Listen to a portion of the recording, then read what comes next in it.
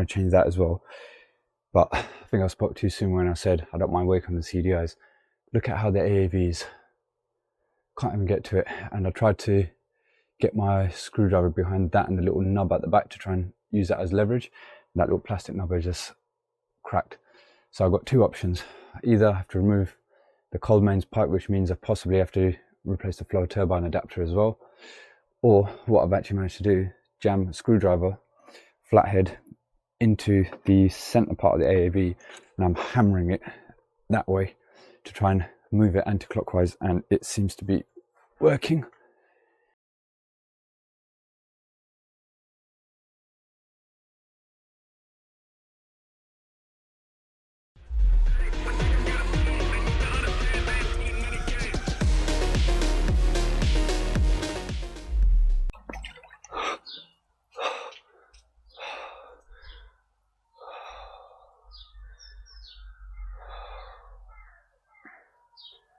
Hello and welcome back to today's video. Just trying to catch my breath here. We've got a nice, cool 4 degrees, toasty.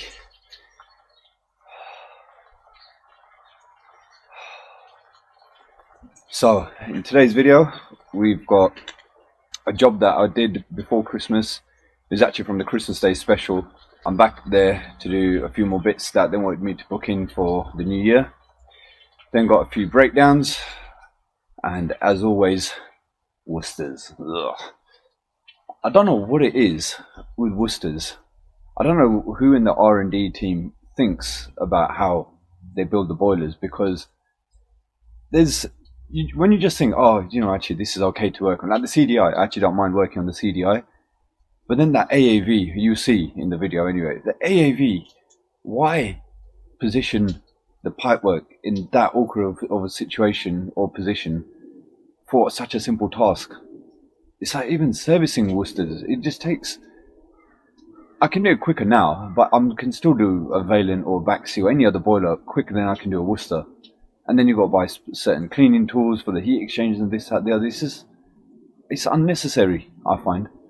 You know, they could have engineered a boiler which would have been easier to work on, because let's face it, how many people actually enjoy working with Worcesters? I do, because I enjoy a challenge, but there's I get so many jobs passed to me from people who they've gone to a Worcester and they just don't want to touch it.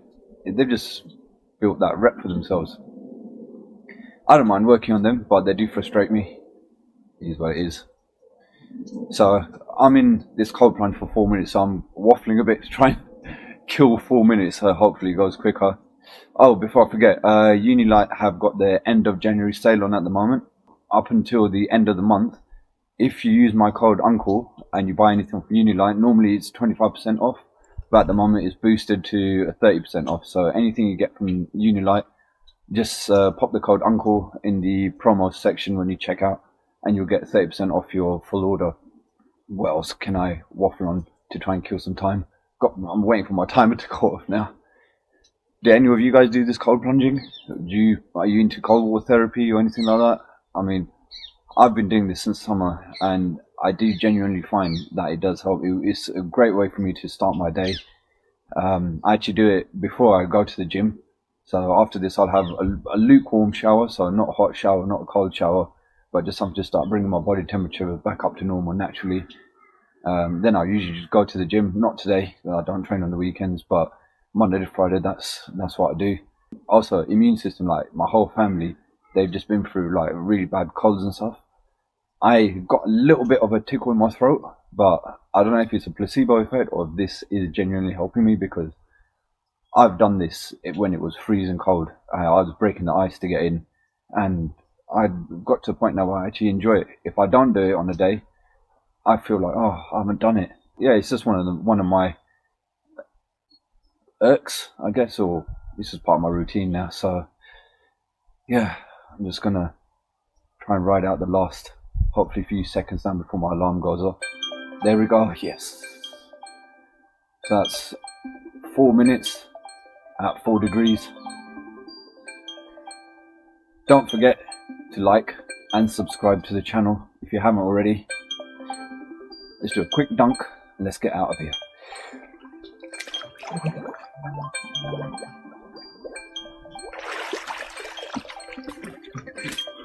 Oh, that's cold. Some of you might remember this one, the Christmas Day special video.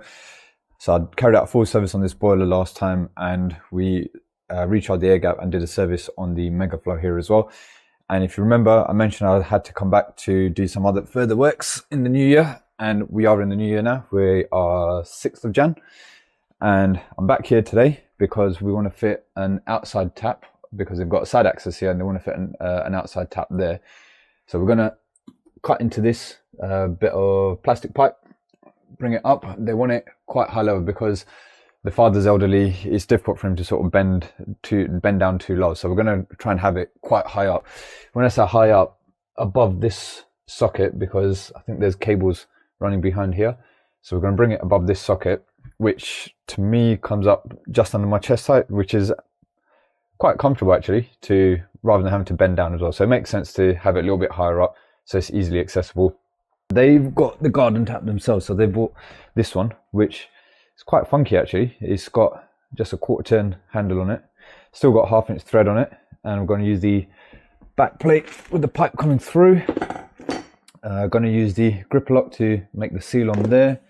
It did come with this, but I can't see how you'd get 15mm copper into there, because that's 15mm. That's been soldered onto there, onto the one that's pre-made. But yeah, I don't know how it would fit onto there, how it would connect onto there.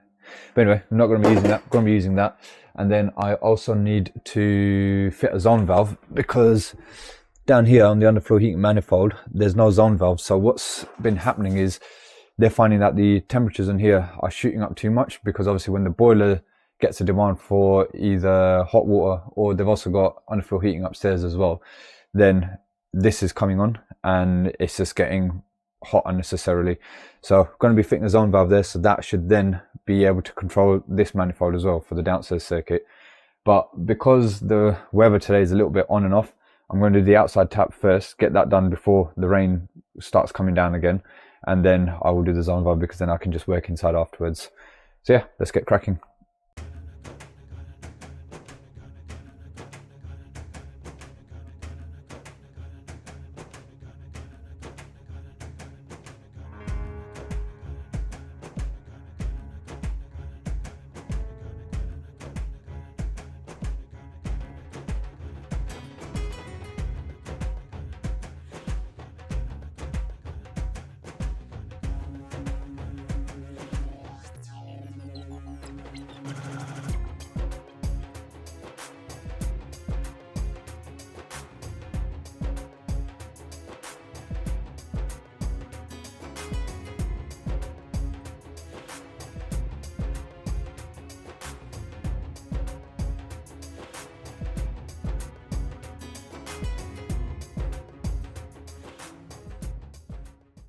Okay, that is done. So lever valve, put a little set on there, get that through there. Now let's turn the water back on and test everything.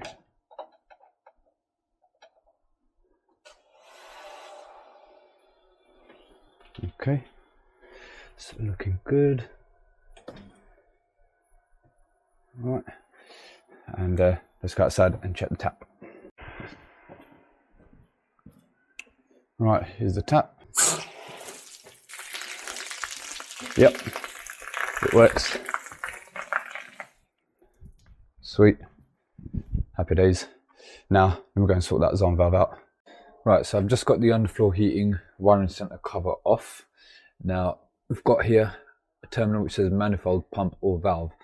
All I need to do on this is, with this 2-port, the 2-port is not going to be telling the boiler to come on and off. This wiring center tells the boiler when to come on and off via the heat enable. All we need to do on this one is we need to wire the brown, neutral and earth, just these three. So the brown is going to go into the live with the pump, and then the neutral and the earth will go together as well. So basically how it will work is when there's a demand, the 2-port will motor over, but it doesn't need to make any switch between the grey and the orange, because all of this signaling is done from this PCB on here. So all we need to do is to make sure that the thermostat, when they come on and they turn the actuators on, it sends power to the 2-port down the brown just for it to motor open, and the pump will come on, and that way once the demand finishes, the 2-port can close again and make sure that when there's heat going around the rest of the system, it's not going to interfere with the pump, or not the pump, sorry, with the underfloor heating manifold here as well. So there we go. I've just terminated the orange and the grey into a couple of chop blocks, double up the live and the brown for the 2-port, the 2 earths and the 2 neutrals. 2 ports fitted back onto the body. So now let's close this up and we'll turn it on, we'll test it, make sure that the pump and the 2-port come on together. As long as that works, we're all good. So this next one that I'm at, I've been to this house quite a few times. The customer actually found me off YouTube initially. I've fit a MagnaClean here, I've replaced the canoe filter on the boiler, I've power flushed the system, I've fitted 2 radiators. I think that's everything so far.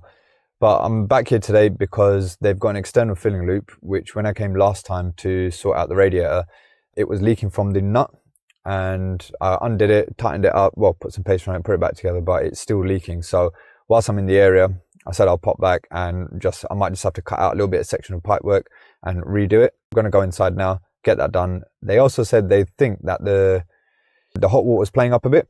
I'll probably just take the canoe filter out, make sure it's not got any dirt or debris in it. It might have got a bit of dirt in it from when I power flushed it, but we'll take it out, make sure it's all clean and pop it back together. So let's go inside. All right, here we are. I've got the Ecotech Pro 28. That's the filter that I fitted up there. And this is the problem they're having at the moment. So last time when I was here to sort out the radiator, I did basically turn the water off, undid this, put some paste on it and did it back up together. But I think the pipe itself might have got crushed, or the olive itself. And I was initially thinking I might have to cut and then put another T and redo this bit. But I think I've got enough pipe on there. If I can cut the olive off and then cut the pipe just there, just below the olive, then I should be able to put another nut and olive just slightly below and then do that up, and hopefully that should hold.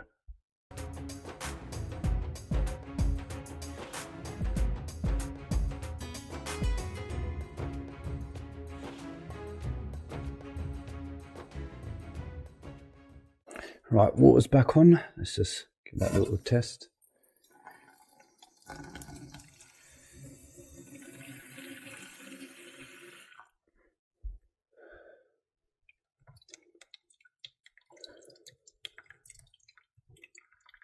Right, that is looking good. And that sorted it now. So let's get that back into there. And then I need to check the canoe filter as well, I think. So because this is the newer style Vaillant, you've got screws on the side. Drop the side panel out there, which will give me a little bit more room to get that out. Just pull the clip out, and I'm probably gonna put some tissue under there first, because that watermarks there is from last time when I did the canoe filter. So I'll pop a bit of tissue in there because there'll be a little bit of water on there. I've put the drain hose on the flow, so anything out of there should just dribble straight out. But I need to pop this out a bit, let some air in, and then whatever water's left in there will drain out as well. There we go, there's the rest of that dragging out. So I've just wiggled that and I've popped it out a little bit, and I can hear and obviously see the water's all draining out. So I'm just going to let that all drain out. I'm going to pop the flow pipe out and then take the canoe filter out and have a look at it. It may be that when I power flushed it, because I did flush through the boiler, there's a chance that there might be a bit of gunk that might have got caught up in the canoe filter. I mean, they're saying that it's only happening at the shower, but the shower, it's only last year, you said, isn't it? So they only had a new shower bar mixer fitted last year. It might be that, it might be this, but at least whilst I'm here, have a look at that so we can rule it out. And if they still continue to have a problem, then we know that it's not the boiler, it's going to be the shower, and they've still got warranty on that anyway, so they can get that replaced. But that's stopped draining out, so let's get the canoe filter out and have a look. There we go, I've pulled that out. That is as clear as you like. So at least we ruled out that it's not the canoe filter. And I'll just pop that back together. And yeah, Yeah, there's, I think that's just, yeah, that's just a bit of silicone grease from where I put it in, but the bit that protects the plate is completely clear. Cool, right, let's pop it back together. All right, water's back on, boiler's back on. We're sitting pretty at around 65 degrees. So yeah, canoe filter's all good. Let's go into the next one. Apologies about the darkness. Hope you can see me. I've just come to an emergency. Worcester CDI leaking from the right hand side. What's the time? 10 past 8. I've got right hand block with me just in case. Got flow turbine adapter with me. I've got AAV, PRV, basically anything that could be leaking from the right hand side. It's a combi as well, and it's up in the loft. Let's just go and have a look, see what it is. Right, here we are, got that CDI, and it's the PRV. For some reason, the yellow cup that sits underneath it has been dislodged. So I'm going to change the PRV and try and reseat that yellow cup back into it. Okay, it's the CDI. We've got this space here, so it should be make life a little bit easier to get to that PRV. This is one good thing about the CDI. Drain off hose is connected into the condense, so we will literally just do that. Can hear that running out, which is great. Happy days. Okay, let that all drain out, and then normally I drain out for the PRV, but where that cup's got dislodged, don't want to mess with that, so letting this drain out and recharge the expansion vessel. Once that's down to 0, and that is looking a bit crusty, but luckily, losing my balance here up in the loft. Luckily, because we are up in the loft, I don't actually need to isolate the flame returns because we're at the highest point. So once this is all drained out, I can get cracking with the PRV. Vessel's flat as a pancake, which explains why the PRV is probably gone. So now everything's drained out, vessel's been recharged. Let's get this PRV swapped out.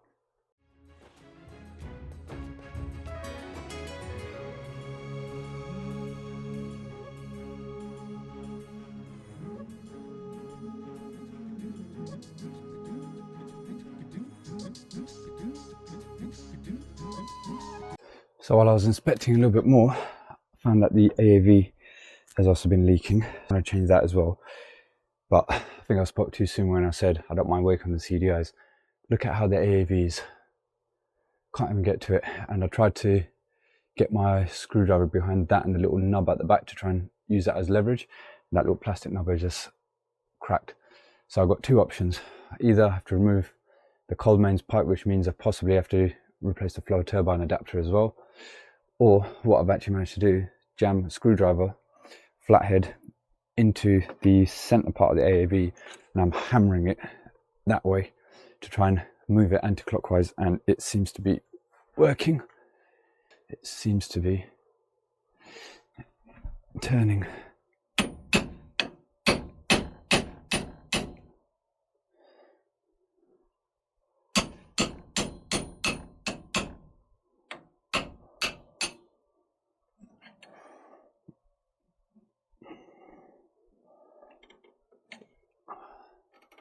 I think I might have just got it enough. Yeah, it's turning.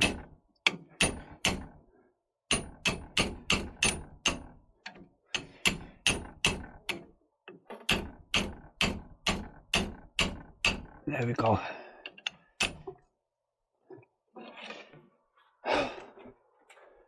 That was not fun.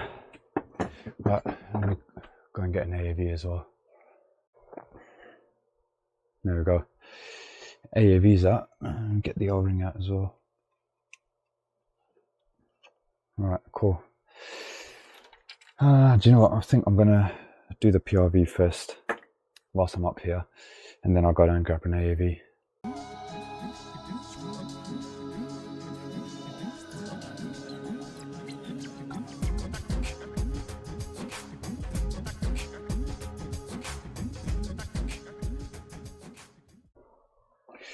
Okay, problem 1 is solved.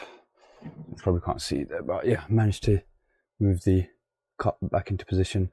New PRVs in, cups holding that in, so that's all good. And just go down to the van, grab an AAV for there, pop that in and repressurize it and pray. Okay, new AAVs in. That actually went in a lot easier than the old one came out. PRVs in.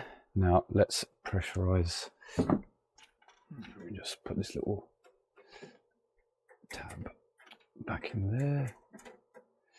And right, oh yeah, I select the cold mains because I thought the filling loop was letting by, but it wasn't.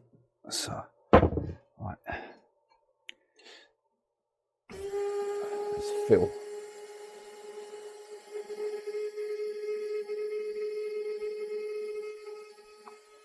I'll come back to it once it's full.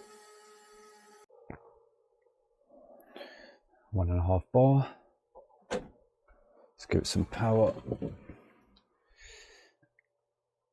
That's all good. That's all good. There we go. It's hissing away. That's doing its thing. Sweet. Nothing's leaking. I'm happy. Okay. Let's get the case back on. And let's go home. What is the time now? 9:10. Yeah, another late finish. But it is silly season, so got to get done. This is fired up as well, which is great. We're probably going to siphon fill mode, I reckon. If it does, I know how to cancel it. I've done a short on it. Go check out if you don't know. If you do know, great. If not, check out the short. But yeah, I'm going to get out of here.